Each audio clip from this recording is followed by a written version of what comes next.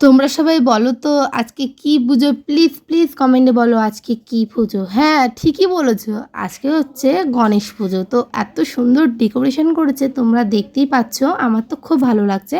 আর আমার ক্যামেরাম্যান হচ্ছে আমার হাজব্যান্ড। তো সুদীপকে বললাম চলো আগের দিকে দেখাও। দেখো যে আগে আগে সবাই চলে গেছে, মা আমার শ্বশুর আগে চলে গেছে।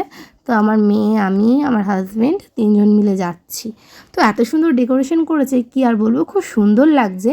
আর ওখানে নতুন বাড়িও করেছে ওরা, আরও বেশি ভালো লাগছে। আগের বছর এসেছিলাম, আগের বছর এই যেই জায়গাটা প্যান্ডেল দেখতে পাচ্ছ, এইখানটা করে পুজো হয়েছিল।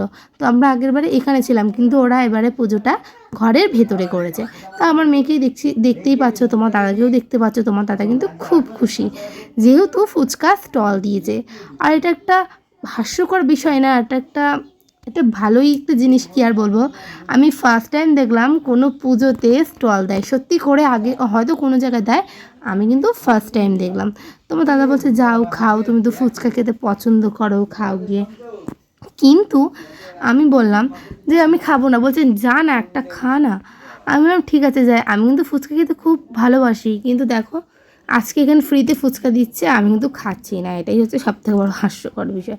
তখন দাদাকে বললাম নে তুই একটা খা, খেয়ে দেখ কেমন। ও বললো ভালো। তো দেখো আমি ও ঠাকুর দেখে চলে এসছে। ঠাকুর দেখে চলে এসছে। তো আমাকে কেমন লাগছে প্লিজ কমেন্টে বলো, প্লিজ প্লিজ কমেন্টে বলো। হ্যাঁ, এটা ঠিক, আমি হয়তো অত সুন্দরী নই, অত রূপসীও নই, সুন্দরী নই, রূপসীও নই। তাই তোমরা একটু বলো কেমন লাগছে। কালো কাক লাগলেও প্লিজ অন্তত কমেন্টে জানিও। তো দেখো ফুচকাটা খেয়ে আমরা ফাইনালি একটু ভেতরের দিকে চলে যাব, যেখানে পুজো হচ্ছে সেইখানে যাব ঠাকুর দেখতে। কিন্তু আমি সুদীপকে ডাকছিও, শুনতেই পাচ্ছে না, এত বক্স চলছিল। তো ফাইনালি ভেতরের দিকে গেলাম। তো দেখতে পাচ্ছি অনেক সুন্দর ফুল টুল দিয়ে সাজিয়েছে, ঘর ভর্তি অনেক লোকজন এসছে, আত্মীয় স্বজন। তো আমার মেয়ে তো আগে আগে চলে গেল। তো তোমাদের গণেশ ঠাকুরটা দেখাই, দাঁড়াও কেমন হয়েছে দেখো।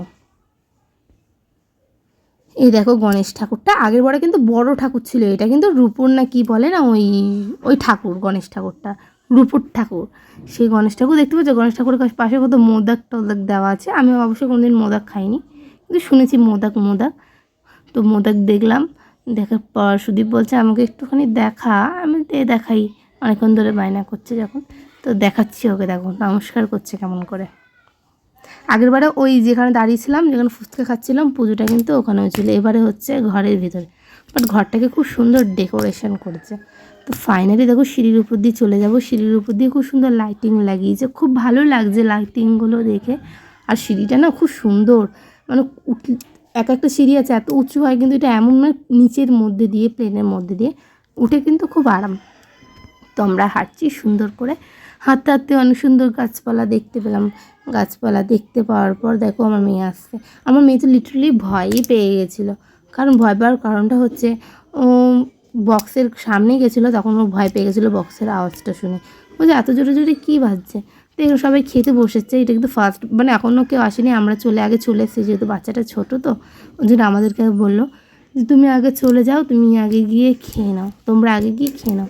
থেকে নান, চানা আর লাড্ডু দেখতেই পাচ্ছ। বাট আমার তো খুব ভালো লাগে নান চানা খেতে। কার কার ভালো লাগে প্লিজ প্লিজ কমেন্টে জানাবে। তো এখানে আমরা বসার জায়গা খুঁজছি, কোথায় বসবো। ওখানে অনেক বসার জায়গা, কিন্তু বসবোটা কোথায়? একটা ভালো জায়গায় বসতে ইচ্ছে করছে। তো ভালো জায়গায় চলে এলাম। এটা হচ্ছে মানে এই তোমার দাদা বলছে চলো ওই জায়গাটায় গিয়ে বসি লাস্টে। আমি বললাম চল তাহলে বস। এই জায়গায় চলে এলাম।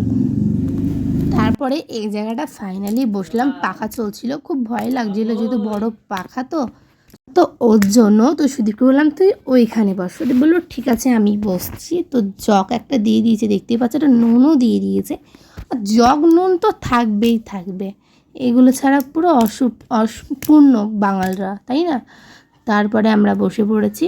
বসে দেওয়ার পড়ার পর চানা, নান, লাড্ডু দিয়ে দিল, খাওয়া দাওয়া হয়ে গেল।